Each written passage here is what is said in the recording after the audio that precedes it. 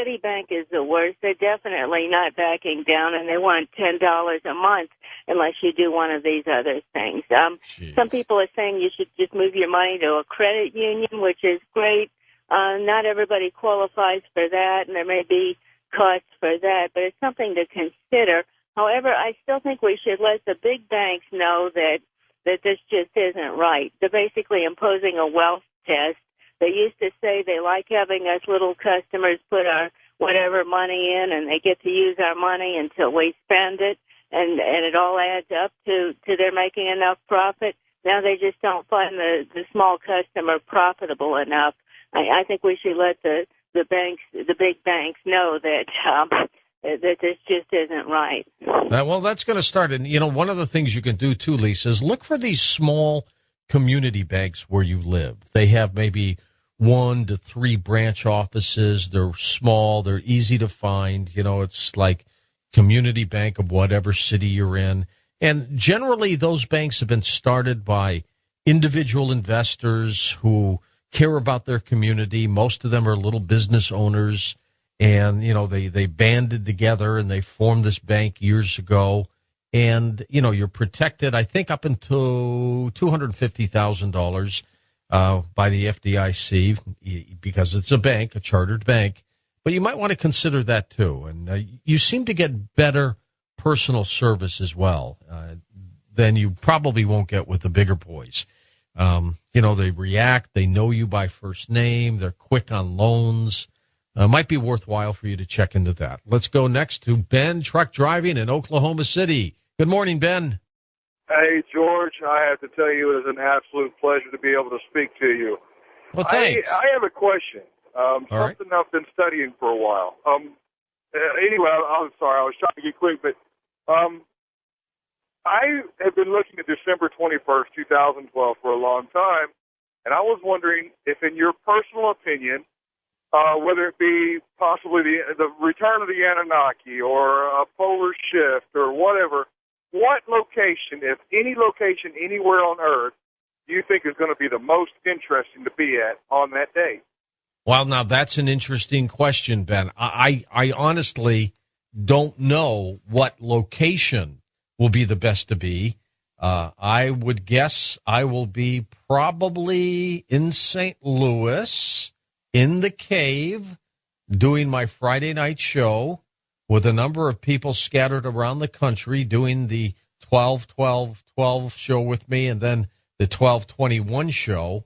And we'll have some people in the Los Angeles studios. It's close to Christmas next year, and I'll probably be in St. Louis where my family is. But I'll be on the air that Friday night, which is December 21st. And in terms of what do I think could happen, I think it's going to be some kind of solar event. I still believe something's going to happen with the sun. Could probably happen now than later, but that's my take. In terms of locations, any place I think is great because this is a worldwide event. Let's go next to Steve in Albany, New York. Welcome to Coast, Steve. Go ahead.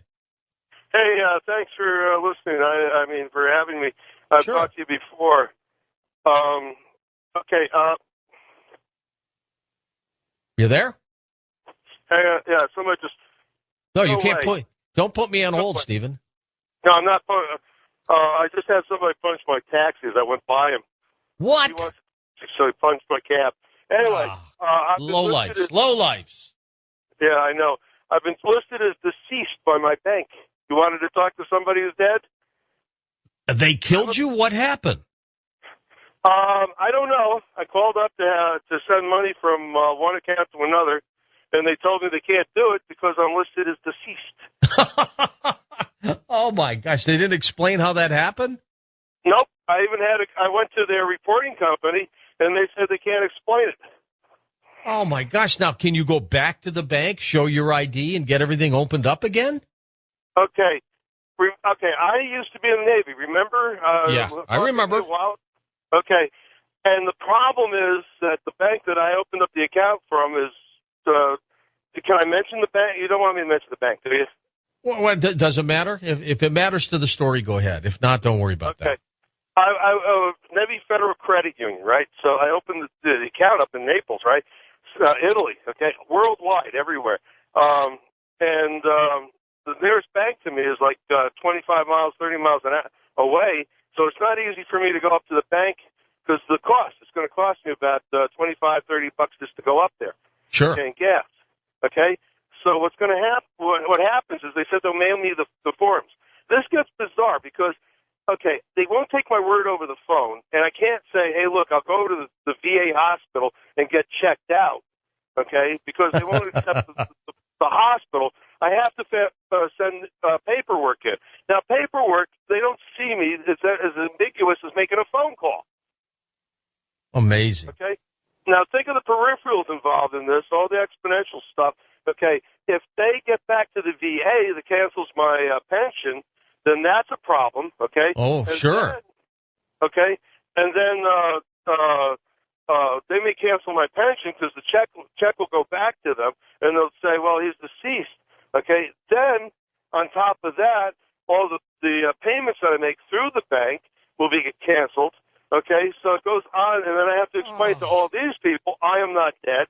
What a nightmare. Yeah, I'm deceased. Unbelievable. Did you have life insurance? Maybe you can cash that in. Well, the whole thing is, on some of the bills that I do have life insurance, but if I claim life insurance, okay, that could be considered as, a fraudulent claim of life insurance because I'm still alive. Yeah, that you could be. I would go see the bank. Of course, it's in Naples, right? No. It's Navy Federal Credit Union. There's an office in Saratoga. So, okay. Can you get over there? Yeah. But the whole, I have no idea how to do this, okay? Because they still say that I have to go through the reporting company that considers me dead, and they won't tell me how I died. Okay. You need to also run a credit report check on you through FICO. Get a TransUnion report and a couple of the others, and see what the heck it says, Steve. I'm going to get an attorney. Okay. Well, you got to do that. Okay. I've already talked to one attorney, but the whole thing is, you always wanted to talk to somebody who's been declared dead. Okay. Here you are. Yep. And I'll tell you something. The afterlife is not as you would think it is. It's just like living. You're still in a cab. Yeah, exactly. Except now people are punching it. Yeah. All right, thanks, Steve. Good luck to you. Let us know what happens. What a mess. Declared dead. Scott, Cape Cod, Massachusetts, east of the Rockies. Hi, Scotty. Good morning, Mr. Norrie. How are you? Good. I'd like to discuss with you Occupy Wall Street. I support Occupy Wall Street. Wall Street has destroyed Main Street. It is wiped it out. And instead of persecuting and arresting these protesters, they need to arrest Lloyd Blankfein of Goldman Sachs, Alan Schwartz of Bear Stearns, Jamie Dimon of J.P. Morgan Chase. I'll tell you why I support Occupy Wall Street, because I myself was victimized when Lehman Brothers was destroyed by Richard Fuld. I was swindled out of $190,000. Now, how did you lose it, specifically? What happened? It was in common stock, $190,000 in common stock, and my stockbroker on the morning of Monday, September 15th, 2008, I'll never forget that day, called me up and said, Scott, the Lehman Brothers went under, and you're out. And so that money just vaporized. Gone. Oof. It's gone. It's gone forever. But Mr. Norrie, it's just not me. I'm crying over it. It's middle class America that has been destroyed by Wall Street. And make no mistake about it. Occupy Wall Street should join forces with the Tea Party, because both are fighting, whether they want to believe it or not, evil and greedy international Jewish bankers on Wall Street. They have look. They're not just all Jewish bankers. That's the one thing I'm opposed to. The big boys are. But if somebody happens to have a specific religion, that's not the cause of this. These are people who don't care about other people, Scott. They're evil. Whatever they are, they're evil people. They run the Federal Reserve, which is a private institution. But please, and I try to tell this to people, don't bring religion and ethnicity into any of this stuff, because a certain group happens to be in a certain specific field doesn't mean that they're all that way. It doesn't. And so you're wrong there. You're right about banks and what they try to do, but quit focusing in on individuals and religions and things like that. Let's go next to Miami, Florida. Ray, welcome to the show. You're on the air. Hey, how you doing, George? I just want to say that I'm a first-time caller, and I really, really appreciate your show a lot. Well, you have thank a tremendous show, and it's very entertaining. How close are you to South Beach, by the way? Well, the beach is fine, but it's kind of cool down here in Miami tonight. Really? How cold? Yeah, we've got it, I think, in the 50s. Well, that is cold for Miami. Yeah, it is. My question is, where is the gold of Fort Knox? There isn't any. I think so, huh?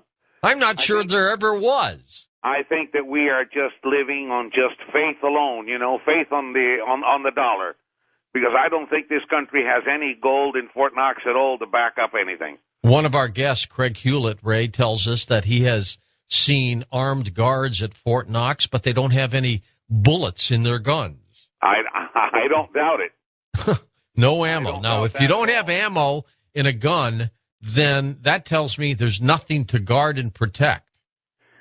Unbelievable. That gold belongs to the American people. What have they done with it? Where has it gone? Where is it? What have done with it? I know it. And it was a lot of gold at one point. That's right. Yeah. All gone. Okay, Ray, thanks. Enjoy Miami. Let's hope that the orange crop doesn't get it. Susan in Meridian, Mississippi, east of the Rockies. Hi, Susan. Go ahead. Hi, George. It's real nice to talk to you. You I just too. wanted to tell you that the same thing happened to my fiancé, that he was declared dead. How'd that happen? Well, he and his father had the same name, and he passed away. And so the next thing he knew, his homeowner's insurance was canceled, his water was turned off, and he would just get one thing corrected and something else would happen. His car insurance would end up being canceled, and it ended up very tragically for him because all this occurred right before Hurricane Katrina, and they canceled his homeowner's insurance, and he was dead of a stroke. He got so upset. And then he really died. Oh, he really did die. Mm-hmm. What a nightmare, Susan. Oh, my God. Yeah, it was very sad. Yeah. Did he between the moment that he died and when they killed him on paper, how many months went by? Well, his father died August 9th of 2004, and Katrina hit August 29th of 2005. So it probably took him about 3 weeks to start declaring him dead. And there was nothing he could do to convince people he was alive in that period? Well, it was just that so many agencies began declaring him dead. He would get one straightened up, and the next thing you know, he'd be hit with another one. And see, they had the same name. So even some of the things that were local, like, say, having the water turned back on, well, that was easy. But things that were out of state, yeah, that was tough. Impossible. Yeah, and then they probably wanted him to go out there. And when they canceled his homeowner's insurance, he just became extremely upset. Oh my gosh, he stroked out and died. So it was very tragic. I'm sorry to hear that story, Susan. My gosh. By the way, if anybody's have any nightmare stories of surgeries, check in with us as well. We talked earlier this week about that. Love to hear from you. Let's go to Tom in Amherst, Massachusetts. Tom, you're up with us. Go ahead. Hey, did you know that L. Ron Hubbard had antidepressants in his system when he died? Did he have an antidepressant? I did not know that. No. Well, I was thinking Operation Snow White, that's the largest infiltration of the U.S. government. You've got to be in league with mainstream psychology to do that. And they think, allegedly on paper, they think mainstream psychology is literally the devil, don't they? So, but I was thinking, any criticism of mainstream psychiatry nowadays, what's the first thing you hear out of someone's mouth whenever you criticize mainstream psychiatry? Drugs. Or, someone who's opposed to you, someone who's defending the mainstream view. You hear, the first thing you hear out of their mouth is, you must be a Scientologist. You must be a secret Scientologist, don't you? No, I don't hear that a lot, but, you're right. Hubbard was a Scientologist, to be sure. He was the Scientologist. He was the guy. That's right. Yeah, and So do you think somebody drugged him or what? No, well, I'm starting to wonder if Scientology, as we know it, hasn't been co-opted by psychiatrists seeking to deflect criticism, because a lot of it is based on research from like the 70s or 80s that's still largely in question after all these years. And they get tied up in some really weird stuff too, like crystal therapy and homeopathy. Well, that's just, homeopathy's not weird, believe me. I mean, a lot of alternative medical practitioners will practice that, to be sure. We're going to continue with open lines. Lots of you need my email address. Let me give it to you. George at coasttocoastam.com. And by the way, was on Alex Jones's show yesterday. Alex will be on our show Monday for a full program, and we're going to talk a lot about just who is Alex Jones, what makes him tick. So make sure you're part of that. I'll be back in a moment with more open lines right here on Coast to Coast AM. Well, it's Friday night into Saturday morning, and it's time for our traditional shout-out, and thanks for supporting Coast to Coast AM.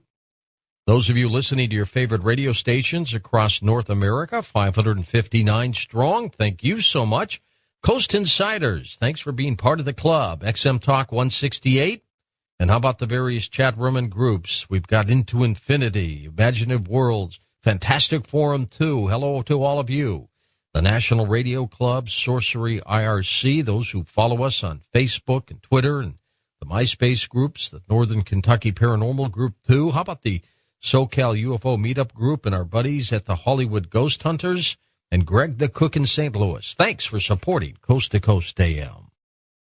Okay, here we are back with open line calls here on Coast to Coast AM. We'll go to Jim in Cincinnati, first-time caller. Jim, good morning. Good morning, George. Hey. Good to talk to you. Thanks. What's up? Pardon me? Jim? What's up, Jimmy? Well, I actually work at a fairly major bank, and I have to say I work in the call center, and I take calls all day long where essentially I have to take advantage of people. I have to break the news, so to speak, of the bank policy, and it's an awful job. I have to say it's the first job I've ever had that I absolutely hated. How long are you going to stay in it, or are you trapped in it? Well, I'm looking. I've been in it for about 8 months now. And, before that I worked in a lube shop since I was in high school. Cars. Yeah. So what are some of the things you got to tell them, Jim, when they call? Most of it has to do with overdraft fees or different fees that are assessed to their account. And,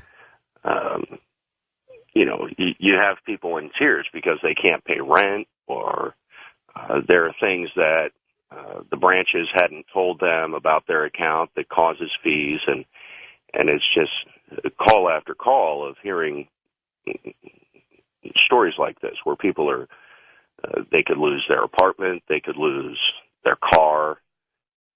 And it truly is something where it's bank policy and greed that causes people who don't have money to spare to lose. Well, and they make a lot of money on even these overdrafts now, don't they? What, $35 a pop or something like that? Sure, yeah. The average fee is $32. And to hear some of the stories, it's really heart-wrenching, and perhaps it's just my recovering Catholic guilt complex, but I'm doing my job and enforcing that, and I'm just the bearer of bad news. But actually doing that can be really tough. I'm sure. Do they scream at you? Oh, absolutely. Of course they do. Yeah, they take it out on you. You're the guy who did it, right? It's your responsibility. You're the one who implemented the policy, and they come at you, right? Oh, sure. Gosh. And a lot of times I like to try to take ownership of this. Because if there's something that I can tell them, a way to avoid that in the future, because most of it is just they don't know the policies. Right. And if there's any way that I can tell them, just so they understand, because it's not explained. who reads the fine print? Nobody. George? I mean, nobody. I don't. Sure. I don't. And I tell you what, my advice to your millions of listeners is to read that fine print, because that can save you your house or your car. It's something that really would help a person out, especially, if you don't make a lot of money. If you're living paycheck to paycheck, that's when you really need to read that fine print, because the lawyers are going to come after you every single time. No, you're right. And you lose, and it screws up your credit report eventually and everything else. Jim, thanks for the advice, but I got to tell you, I do not read all the fine print that I get from the bank. I mean, first of all, you need a magnifying glass to read it, and I just don't do it. And I'm sure many, many people don't. Carol in Baltimore, Maryland, you're up with us. Hi, Carol. How you doing, George? Great.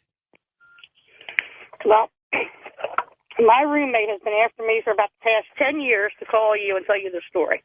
10 years? Well, you finally made them happy. I've been listening to you guys for about 15. All right. Well, great. But I tried to get on Halloween, and it was impossible to get through. That was a tough night to get through. So go ahead. You made it this time. Okay. I'm 52 years old right now. Okay. Happy birthday. This happened when I was 18 years old. So it's been a long time ago. Long time, and you've remembered it for 34 years. That's pretty darn good. Yeah. I don't think I'll ever forget it. All right. I was walking home from my mother's house to my apartment, which was about maybe a mile. But I had to walk through one of the city parks in Baltimore City. It's called Patterson Park.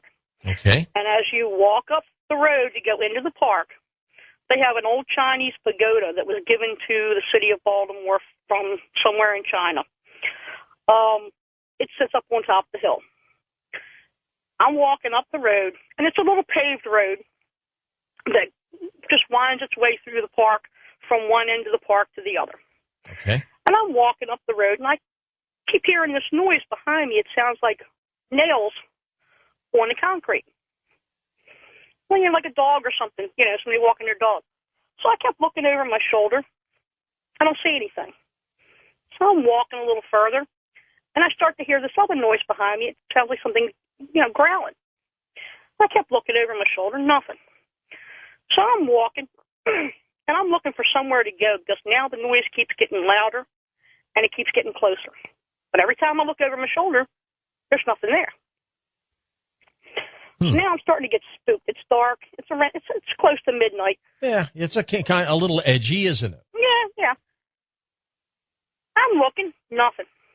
So I'm walking. Well, I finally get up to right where the road starts to curve around, and I'm trying to decide whether I want to head back down toward my mom's or head up toward my apartment. And I decided at that point there was a little hill that you could run down. It wasn't really steep. You go down and get onto the outside sidewalk of the park. Okay. So I took off over the hill. Well, I'm listening for this noise still behind me. Well, when I hit the top of the hill, I could hear it was like breathing right down my neck at this point. Head down the hill, I don't hear anything anymore. Hit the sidewalk, looking around, nothing. I look up toward the top of the hill. There's this guy standing up on top of the hill. He's roughly around 6 foot tall. Standing there. He's got a pair of blue jeans on and a red check flannel shirt. All right. No big deal at that point, right? Right. Exactly. He's got long hair. He looks up and he's howling at the moon, and I'm thinking to myself, I got a nutcase on my hands here. Like a wolf? Yeah. Yeah. And I'm thinking to myself, okay, something wrong with this dude. And I'm looking at him, and there was just something about him besides him howling at the moon. There was something wrong, and it just wasn't clicking for some reason. And I'm looking at him, and I'm thinking to myself, something's wrong with his clothes. And I'm like, flannel shirt, pair of blue jeans, what's wrong with that? And then it dawned on me, it finally clicked in, they look like they're too small for him. From where his shirt sleeve stopped and where his pants leg stopped, the rest of the way down his arm and his leg, there's this hair. Uh-oh. And I get to really looking at this guy.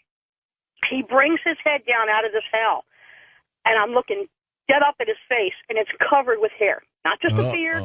I mean, all over his face. Pointy face like a wolf? No, it was kind of flat, but it was just covered with this fur. And I'm thinking to myself, okay, let's get out of here. So I go to turn around to take off and run. Well, when I did, I stepped into the gutter. I almost fell. And I'm like, I couldn't figure out why I was so close to the gutter when I was standing like about 10 feet away from the gutter at first. I look back up, and I'm looking around, and I can't figure out exactly where I'm at. And I'm really familiar with the area because I was born in the area. I finally realized where I'm at, and I'm like 12 blocks away from where I was while I was looking at him. And I can't figure out how I got that far. You don't even remember, do you? I don't remember any of it. I'm like 12 blocks away, and now I'm thinking to myself, okay, I know where I'm at. My God, I know I'm going to turn around. It's going to be like a bad horror movie. He's going to be standing right behind me, right? Yeah. I turn around, nothing. I look down where I had come from, and he's still standing on top of the hill. He hasn't moved. Is he looking at you? He's looking down at me.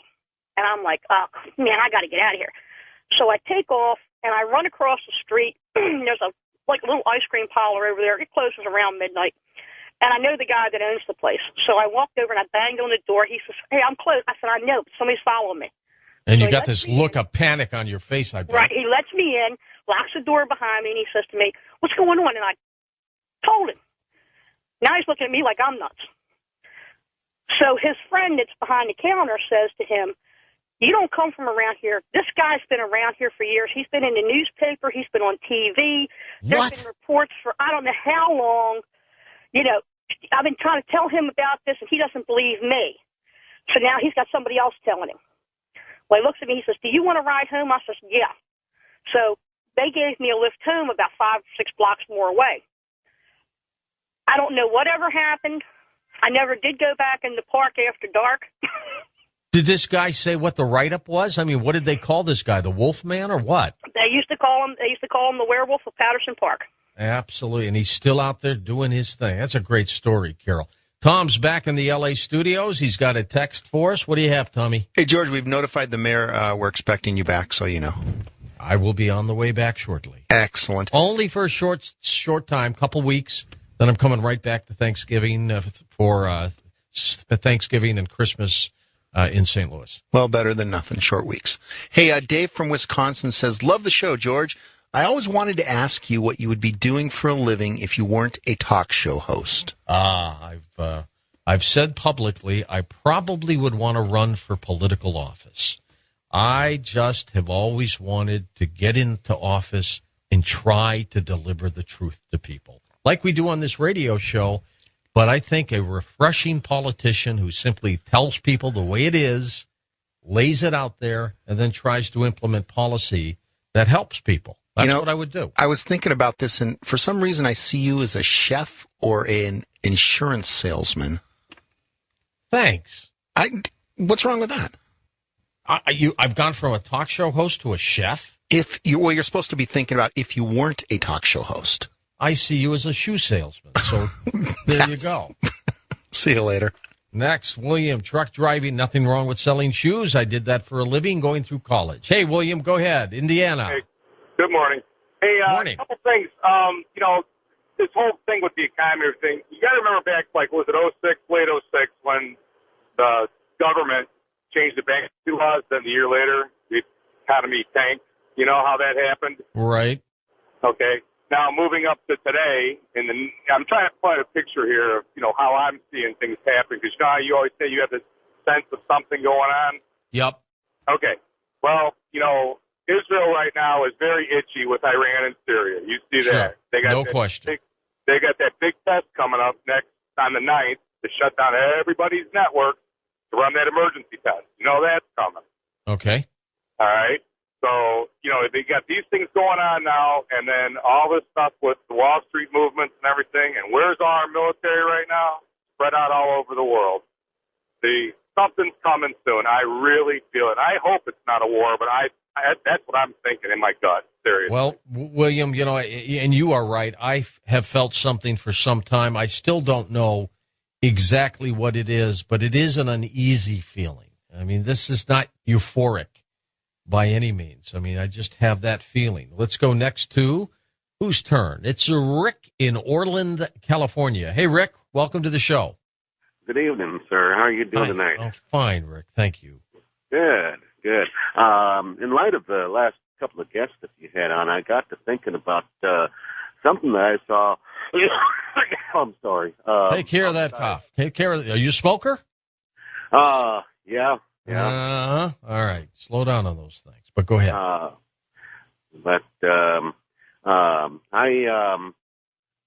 saw something outside the house about 40 years ago now, when I was a teenager, and it was something that I would describe as being shaped a little bit like a praying mantis. I'm sorry, not a praying mantis. In the ocean, a squid? No, with the wings and everything. I just can't think of it. In the ocean? Yeah. Like a flying fish? Well, a mermaid? No. Gosh, that deal that got Steve Irwin, that stung him. I'm lost, Rick. Yeah, I'm sorry, but anyways, to describe it, it had wings on it. It was black, probably a wingspan about I'd say 18 inches to 2 feet, a long stringy tail, and it was making a loud buzzing noise. It just flew past the window, and I got up to try and take a better look, and I couldn't see hide nor hair of it. How big was it? I'd say from the little glimpse that I got, it was, like I say, 18 inches to 2 feet across on the wingspan. Wings were not flapping like an insect. They were, just there, kind of like in a glide mode, but it was making a buzzing noise. It dropped past the window, like gliding down or something. And well, I mean, but how tall was the thing? Well, it was length. I would say it was probably. I'd say it was probably about square dimensions, probably about I'd say about 2 feet from the tip of the nose to the tip of the tail. Okay, that's pretty good size. Did it look like a huge insect or an animal? Well, it had more of an insect type appearance, but oh gosh, I wish I could. I had it, and the name of that animal in the ocean escapes me now. I just can't think of an animal that looks like that. Oh, one of those, like those stingrays? Yeah. It looked one of those things that killed Steve Irwin, the crocodile hunter. Okay. Yeah. And sort of similar proportions, just downsized. And like I say, that's from the little glimpse that I got, except that it had 2 prongs on the tail, from what I recall. 2 prongs on the tail. Well, I think those stingrays have things that look like that too. That's an interesting one. Hey, let me tell you a little bit of what's in store for you next week on Coast to Coast AM, and of course we're coming back for more open line calls. So those of you on hold, don't lose your place. Ian Punnett tomorrow, as he talks about you're not so smart. Think about that. Then I'm on Sunday with a couple special guests. We're going to talk about crop formations in the first hour, and then in the rest of the body of the show, we're going to be talking about the abyss. It's not exactly what you think it is. And then we've got emerging artists that night as well. Monday, as I mentioned, Alex Jones joins us for the full program. On Tuesday, he's back. Amazing cancer cures. Ty Bollinger and Dr. Michael Farley join us. Lots of folks have requested that Ty Bollinger come back. Neil Arnold joins us as we talk about mysteries and animals. And then on Thursday, Andrew Bashego joins us as we talk more about how he believes he visited Mars. And then Friday, of course, Veterans Day, Daniel Brinkley joins us for an hour, Glynis McCants for an hour, and then more open lines on Coast to Coast AM. And don't forget, Saturday night as you go to bed, Saturday into Sunday, turn your clocks back 1 hour. It's the end of daylight saving time. That means it's going to get darker faster. I'll be back in a moment. We'll take the rest of your open line calls on Coast to Coast AM. Okay, let's go to Seattle, Washington. Sam will get us started this segment. Hey, Sam, go ahead. Thanks for calling. Yeah, George, I like your show. I've listened to you for some years now. Thank you. I wanted to ask you, the guy that put together the crew to go to the hole in the center of the earth, whatever happened with that? I never heard any follow up on that. That was Brooks Agnew. He did not raise enough funding yet to get onto that Russian ship to go into the center of the, which he says is the center of the planet. So they haven't gone yet. Okay, so he actually hadn't made it yet. I never heard any follow up on it, so I didn't know what it went on with that. And my second question is, as it pertains to our leadership and UFOs and aliens and the such, I know there's been some information that has come out about DMT and some of the shadow government people having used it since the early 70s as a way to tap into the spiritual realm, if you will, and that they're getting their information from the quote-unquote clockwork elves. Elaborate on that for me just a little bit, would you? Well, there's no question that historically people have used these mind-altering drugs and also substances like ayahuasca to get into an altered state of mind in order to what they feel will allow them to do different things. Shamans did this, for example. And it's been reported that some of the government folks also did the same thing in order to try to get into this altered state, in order to have an advantage, I guess, over the Soviets or other people. I don't know what the results were, and I don't know how long it continued, but they did dabble, that's for sure. Jason is in Las Vegas, and you're on Coast to Coast. Hey, Jason, how are you? I'm blessed. How you doing, Mr. Norrie? Thank you very much, Jason. Tom, for taking my call. Sure thing. I was calling to speak about kind of like the Libya conflict. And back in September 21st, 2009, Gaddafi kind of predicted his death at the UN. And also, in the meantime, he called out a lot of other countries in the UN and basically talking about how they don't follow the commission and things of that nature. But I found it kind of odd that Libya is one of the richest countries in Africa and had almost $500 million in gold. And then next thing you know, after he turns in his news, he's invited to the UN. And then next thing you know, we're over there, doing whatever. Needless to say, he was a bad man. But yeah, no doubt. I think that we should still be a prisoner of war if we're going to invade a country. And there's things in the Geneva Code that still should be followed. I saw the video of his captors after they got him, and he was alive for a little bit. Did you know that? Right. Yes, sir. Yes, sir. Yeah. And I found it odd that they would treat a person like this. It was really inhumane. I mean, because if you're saying he's a bad man, you're not proving yourself to be any better. Historically we have gone after dictators after they don't have any use for them anymore.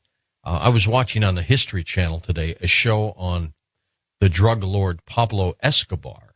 What an incredible story that was. I mean, this guy was insane. I mean, he went after everybody. He was violent.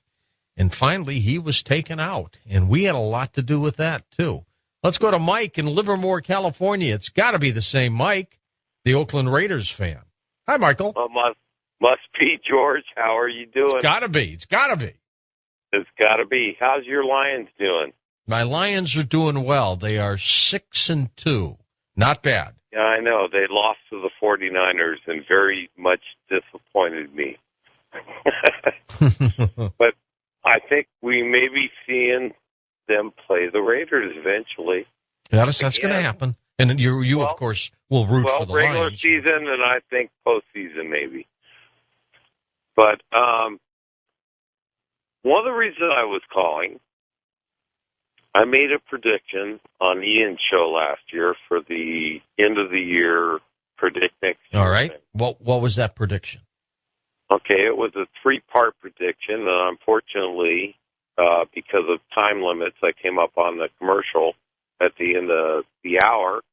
I was only to get out 2 parts of it. The first part was... That happens. Well, I want to put the third part out there because I got the first 2 parts right. All right, so it hasn't happened yet. So what were the first 2 parts? First 2 parts were the Raiders would do something that no NFL team had ever done before in the history, was win their division or sweep their division, beat all their other teams twice, but not make the playoffs. Okay. Which happened a week later. Okay. When we beat Kansas City. You made it. That's a horrible prediction for you, wasn't it? Well, we didn't make the playoffs, but, we were on the rise. I was happy with that. The second part was Al Davis would die this year. You said that on the air? Yes, I did. Well, you were right actually, spot on that one. Ian was kind of taken aback. He was, as much as Ian dislikes the Raiders, he's a Cowboy fan or whatever, he said, no, you can't say that. And then we went to commercial. Ian doesn't like talking about death. I think he's afraid of death or something like that. Yeah, no, I understand. And nothing against Ian. I love Ian. But what was number 3 then? So let's go on the record. Let's go on record. Number 3 is going to be that because of the death of Al Davis, the team would solidify behind their new coach and go on to the playoffs. All right, and that would be this season. All right, so we'll see what happens. So I just wanted to get number 3 out there on the board. Mike, do you make any other predictions that aren't Oakland Raiders related? No. All right, kid. We'll see. We'll watch this one. Let's go next to Lloyd in Ogden, Utah. Go ahead, Lloyd. Hi, how are you, Mr. Nari? Okay, Lloyd. Thank you. Good. Hey, I've got kind of a modern mystery, treasure hunting mystery, I guess you might want to call it. Okay. Let's hear it. Back in the late 80s, I worked for a company that I had some specialized work that I did. I met an owner of a company. The company was in Florida. The owner lived somewhere, I want to say New York or Pennsylvania. About a year after I got laid off, this gentleman actually contacted me and wanted to know if I wanted to do some work for him. And he had the corporate jet flown down to St. Louis, picked me up, and we flew for about 3 hours. I don't know if we flew east or west, but we landed on the eastern side, like the beginning of the Rockies. Okay. We got in a truck, and we drove for about 2.5 hours.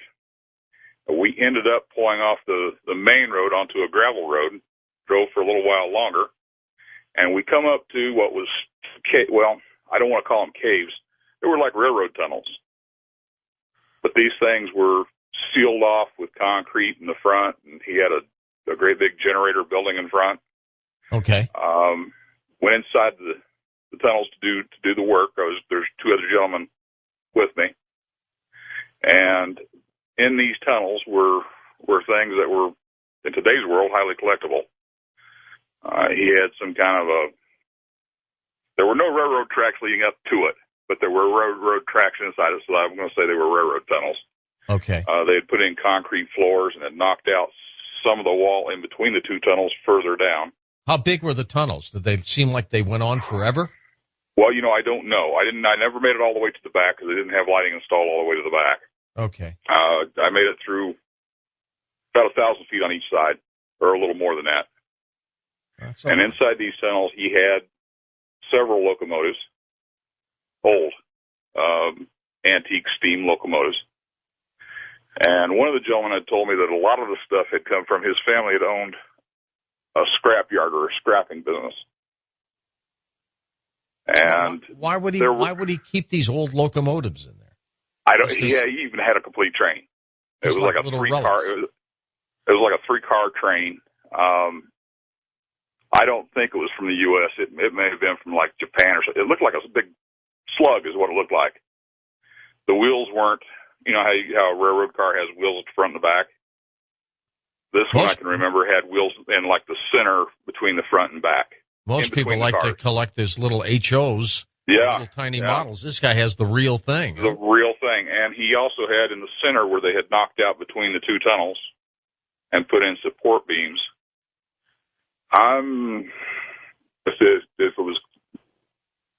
If I thought about it more, I'm going to say there was at least 60 cars. 60? Did he own these tunnels? He had to. But I don't know if they were tunnels that were never finished, and he bought them. What a bizarre I don't know hobby. if he had them built, or if they were railroad tunnels that were decommissioned. What kind of work did they want from you, if I can ask? Security type work. All right, so you go. I installed systems, alarm systems, and okay. monitors. So that's what he wanted. He wanted security systems for these tunnels. Okay. They were very secretive about it. I wouldn't say super secretive, but they never did tell me exactly where we were. So I don't know if it was on the east side of the Rockies or the east side of the Smokies. Why would he be so secretive? Who cares, right? I believe because of the contents.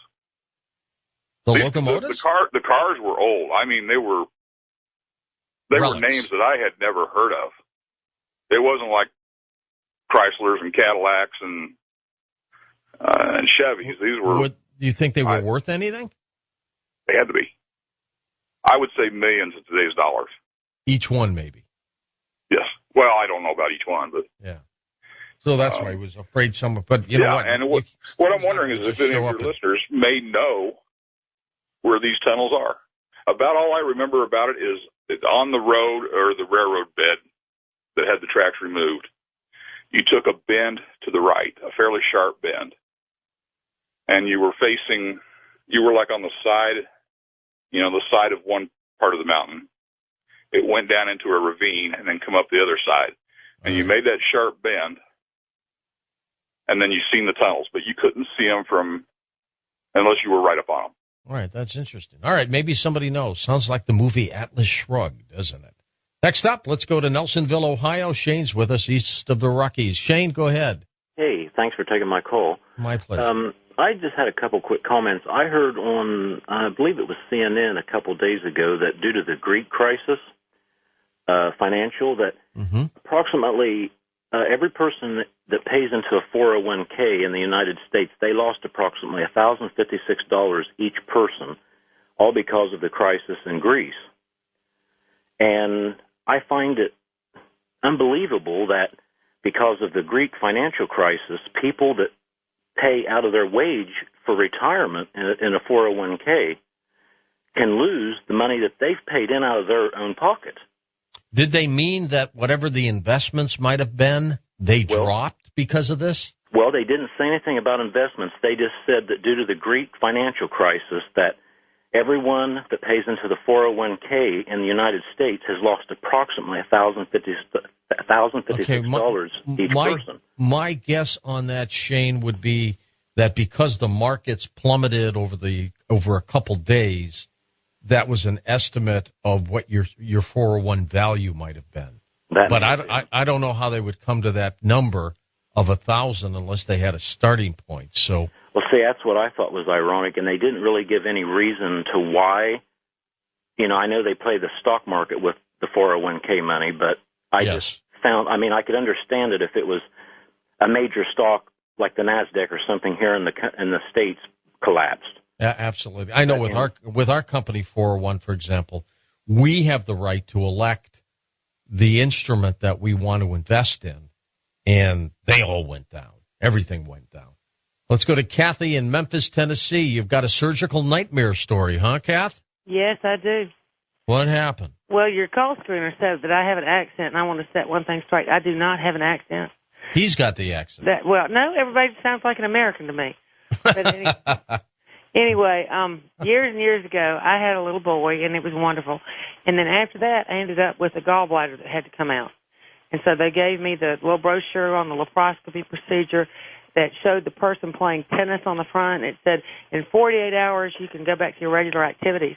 And I was thinking, great, because I never played tennis before, so now I can play tennis, after I have it. Yeah, you're ready to go. Yeah, well, anyway, they did the little thing, and then about a month later, I'm back in there with lumps in my stomach because apparently what had happened was I had hernias, and the doctor asked me, what have you been doing? I said, I've been lifting my baby because my son was 6 months old. Okay. He said, oh, well, you shouldn't have been doing that. You shouldn't have been lifting anything heavier than a can of peas for at least 6 weeks. Of course, nobody the told you. brochure that, didn't right? say that, Yeah. It said I could go back to my regular activities. So anyway, they had to schedule me for a hernia repair surgery. Oh. And they have this little patch thing that apparently has sticky side one side and, mesh side the other side. Anyway, it's very important that you don't put the sticky side down. And the surgeon, the day that I had my surgery, he'd had a personal tragedy in his life, and apparently his mind wasn't on things. And he put the patches in sticky side down. Okay. And so nobody knew there was a problem for about 6 weeks. And then I start swelling out and having these spots there that look like I've got a baseball under the skin. And I go to the surgeon, and he drains them, and he says, well, nature abhors a vacuum, and this is your body putting fluid where the hernia was, et cetera. So I keep going back every 6 weeks, and he keeps draining fluid off.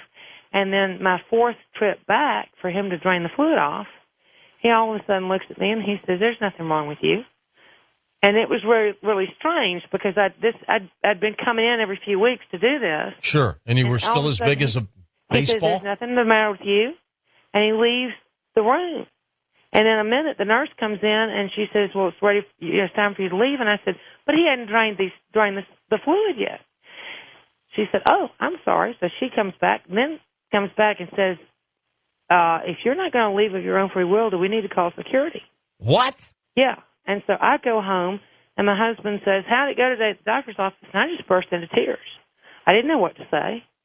So then after this, goes through a series of, I started having the symptoms of basically like having a stomach flu every hour of the day, every day of my life. And every time I went to a new doctor, they'd give me the forms to fill out, and I would fill out the forms of what, surgeries you've had in the past and who was your doctor and everything. Uh-huh. Well, they would contact him, and, of course, he would tell them that Nothing's I was insane. wrong. Yeah, exactly. He told them I was insane and I was drug-seeking. When did they find it? Because we're almost at the break here, Kathy. When did they find out that Almost he put those in? 9 years later. 9 years later? Yeah, now, did they reverse it? I ended up with an emergency surgery, and the surgeon got in there and came out, and he said, my God in heaven. And he looked at me after the surgery, and he said, how have you been alive?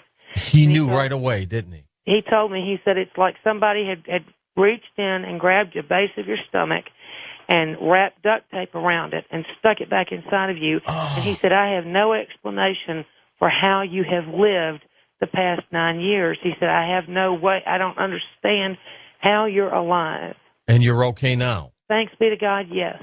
But it took all that time, and it was really awful. I mean, we even had a priest advise my husband at one point to put me in a mental hospital and just leave me. Did you do a little malpractice suit, or no, you didn't go that far? No, okay. no, I couldn't. Well, that's interesting. I'm not. If anybody else wants to do that, great. I can't do that because that also involves you have to subpoena every good doctor that tried to help you in order to do that. Okay, well, sometimes I would have settled, but you know what? To each his own. So you stand your ground on that, and if you didn't want to do it, that's fine by me. I'll be back in a moment with final open line calls on Coast to Coast AM. And I wanted to let you know that Amazon.com continuing to discount our book, Talking to the Dead, if you're interested in picking it up as a very inexpensive Christmas gift. Talking to the Dead that I wrote with Rosemary Ellen Guiley. It's out there in bookstores, too, but they've got a great deal if you can wait for it to be delivered to you. I'll come back in a moment on Coast to Coast AM. We'll take final open line calls in just a moment. By the way, make coasttocoastam.com one of your favorites so you don't have to keep typing it up all the time. Just do that, and you'll have it. And by the way, always special thanks to Webmaster Lex Lonehood and Sean Ladesseur, those two do an incredible job monitoring, fixing, changing, updating the coasttocoastam.com website on a daily basis. And I'm telling you, nobody does it better than those two. Anyway, back to the phones. Let's go to Robert in Conroe, Texas. First-time caller. Hey, Robert, go ahead. Hey, I got a little horror story for you. Okay. Actually, I was going to call in on Halloween, but tonight's perfect because it's the 2nd-year anniversary after I moved out of this house. Okay. When I first moved in, the thing I noticed weird was one of the rooms had a lock on the door. But, most of the time, they would the lock would be on the other side. Right. Well, this was set up to where they would lock whatever inside the room. That's right. They didn't want whatever was in there to get out. Yeah. So it all started typical, lights would come on by itself or the faucet or something. And I'm a night owl. I like to stay up, and I'm also a gamer, so I'd either be watching a movie or playing a video game. Yeah. Well, the first incident would be I heard a noise and looked over into my living room, and I saw a shadow, and I got up, checked it out, nothing was there. And I did a little asking around because the people that used to live there didn't move far away. So I kind of had a casual conversation with them and found out that they were practicing Satanists. And my bedroom was where they did their rituals. Isn't that nice? Oh, lovely. And, shortly after that, I started having, horrible nightmares. And one time I woke up and saw, what I guess a shadow person or whatever at the end of my bed. Mm-hmm. It freaked me out, but, if I told you my background, it wouldn't freak me out that much because my stepdad was a mortician, so, that kind of stuff wasn't new to me. Would you would go to the funeral home and look at those bodies? No, I never went, but, just him being a mortician, he had, kind of like an air around him anyway. It was like a dark cloud or something. And, did he smell like formaldehyde all the time? Nah. All right. I guess I would say the climax to the story would be I woke up from one particular nightmare, which, believe it or not, I remembered every moment of it, and it was a nightmare that lasted all night. Even if I woke up, I would, fall right back into it. And I remembered enough of it that I wrote it into a story, and I put it on my blog. And, if anyone wants to read it, it's fine. But cool. When I woke up after this dream, whatever this was pushed me down back onto the bed and started choking me. You could feel it right around your neck? Wow. Yeah. Well, it was like holding me down. Okay. And I'm a pretty big guy. I weigh like 260, so it takes quite a bit to hold me down. You couldn't see it though, right? You could only feel it? I could only feel it because usually when I sleep, I turn off all the lights. Okay. And it felt like it was trying, to take me. And this lasted for about 15 minutes, and when I finally got it to let me go, I jumped up and turned on my light. And I recommend this to any person that, has any of these feelings or any of these things starting to happen, is what I did was I loudly declared, this is my house. Whatever comes in here is what I allow. It worked for you? It worked. That's pretty good. You're lucky it worked for you. Yeah, and I won't lie to you. Shortly after that, I saw the first Paranormal Activity, and I watched it after about 10 minutes. I watched it with every light on. I don't blame you. This sounds like the old hag syndrome too, Robert, where something holds you down. And a lot of people have later seen this old hag lady That's a very distinct possibility. Tom's back in the L.A. studios with another text question for us. What do you have, Tom? George, this is from Carol in Kentucky. You sound like you were eating something. I'm not eating anything. You sounded like you had a mouthful of popcorn or something. I do not. All right. Anyway, this is from Carol in Kentucky, and she says, George, can you give us an overall explanation of what is going on in the Middle East? Some of us just don't understand who doesn't like who and why. Well, look, there's a lot of things going on in the Middle East, but, let's go way back to the beginning of time where the Palestinians and the Israelis were fighting for land, never got along. Who had it first? The Bible believes it was the Israelites at the time. Anyway, back in 1948, the area called Palestine was given to and created as the State of Israel, and at that point, all heck broke loose. And they've never stopped fighting since. And that's a big root cause for some of the problems. But, along the line, the Middle East has been run by dictators and by families. And, Saudi Arabia, Kuwait, Syria, all over the place. And these people there now want democracies. And they're not going to stop until they get it. And let's see what happens when it does. I still think something's going to happen with Iran. I was going to ask you what your gut says. And my gut tells me something sooner than later, maybe by the end of the year. I guess we'll see. All right. Thanks, Tom. Let's go to Tim in Cleveland, Ohio. Welcome to Coast to Coast. Hi, Tim. Hi, George. I've been waiting for a couple of years to tell you this story. Oh, great. Listen to, I've been listening for about 10 years, but about 2 years ago, I was going through personal crises in several areas, and I was having a lot of anxiety and having trouble sleeping. But then near the morning on one of these nights, I think I was probably almost in tears, even though I was sleeping.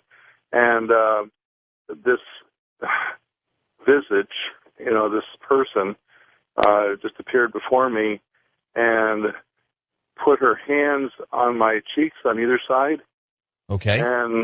And consoled me with her touch and with, it was an angel as far as I'm concerned, okay?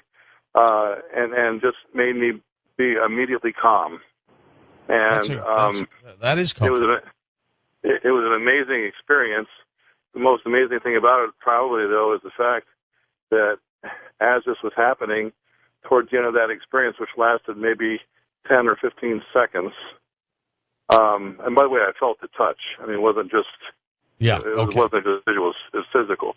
Yeah. I recognized the person. Who was it? It was a student of mine who was a pastor's daughter in a band that I directed in Detroit in 1978. And her first name was Monica. So did she die? No, and that's the thing. It was, at least I didn't think so. I hadn't even thought of her for many years. She was a good trumpet student of mine. But then what I did is I got on the phone. I called some people from Detroit. I live in Cleveland now, as you know. And so I called some people in Detroit and said, you know where this family is? Her dad was a pastor. My dad was a pastor. And what school did you teach at, by the way? Detroit Lutheran East. Oh, Detroit okay, Lutheran yeah. East. I know that. In Harper Woods. Yep. It's no longer, it's closed now. They have all other schools, but that one's closed. Anyway, so I actually was able to get a hold of her. She lives over in the center of the state now, and I can't remember which town it is right off the top of my head, but I called her and I told her what happened. And, after all these years, you find her? Did she remember who you were? I bet she did. Oh, yeah, she knew me very well because we went to the same church. Her dad was on the faculty with me at Lutheran East, and we were good friends. And we also went to the same church as well and had a different pastor who was our own pastor, and but it was an amazing, and I just told her the whole story, and she was, the thing that made it really nice is that she didn't mock me or even doubt what I was saying. She was, very empathetic and sympathetic towards, and I didn't tell her even what the problems were. I just told her that she had, that her, she had come to me in a, essentially, in a dream. I don't even want to call it a dream because, it was amazing. So it happened 2 years ago. Did she have any dreams about you before that, or did she admit that? or did she say, "Hey, Tim, I was thinking about you"? Well, she had said that, she often wondered what had happened to me because I left Detroit and moved to Rochester, New York, and taught there for many years, and then left teaching and went into the financial world for quite a few years, and have had some difficulties over the last years. That's just part of the problem is the financial world, and watching people lose money. But anyway, the bottom line of all this is it's just an amazing experience. It was, I can't tell you what the touch was like, George. It was like the most soothing, loving touch I've ever felt. Well, as we get closer into the holiday season, we're going to do some shows on angels and angelic intervention because I just love those stories. When we open up the phone lines to that, they're one of a kind. Let's go to Thomas in Austin, Texas. Go ahead, Thomas. Yes, George, thank you for letting me be on. Yeah. I just want to make a comment about the guy who predicted that Jesus was going to return at October 21st. Harold Camping. Jesus said that no man knows the hour that I'm going to return. That's right. And everything like that. So I don't want Christians to be ashamed of being a Christian or being discouraged. Listen, he was a false prophet, and he gave us signs, but that's it. We cannot predict the day or the hour. And the signs may be here right now, don't you think? I know, I believe you. The signs are here right now, but we cannot predict the day that he's going to come back. No, I agree, Thomas. And, Harold Camping has apparently retired, called it quits, is out of the prophecy business. That's for sure, after those 2 failed attempts. And in the sad part about that story, the very sad part of that story, the followers, the people who believed him, the people who, dumped their 401ks and their bank accounts and made plans. Some of them probably quit their jobs. And then May 21st came along and there was nothing. And then he said October 21st. And those same people that quit their jobs and took out their money and everything else, they had hope that they were going to be raptured and taken away. And October 21st came and it went. And they didn't go. They weren't taken. And those are the folks who are really disappointed. Because they were duped by someone who was basically a false prophet.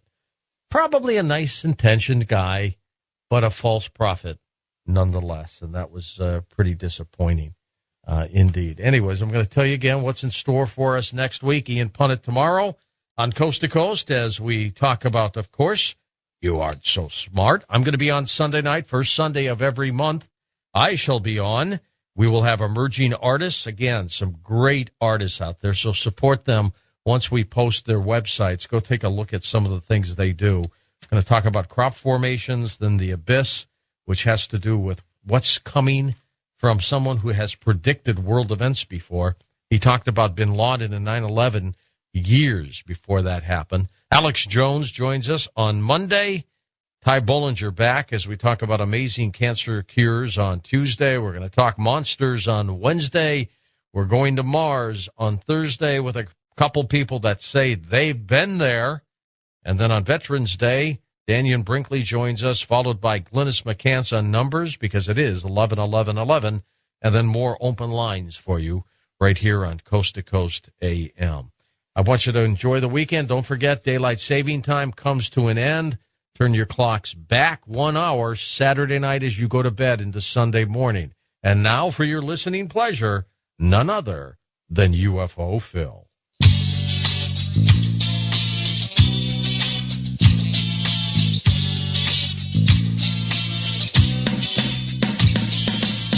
Well, I never knew I had Martians in my garden. And I never knew there were aliens on my roof.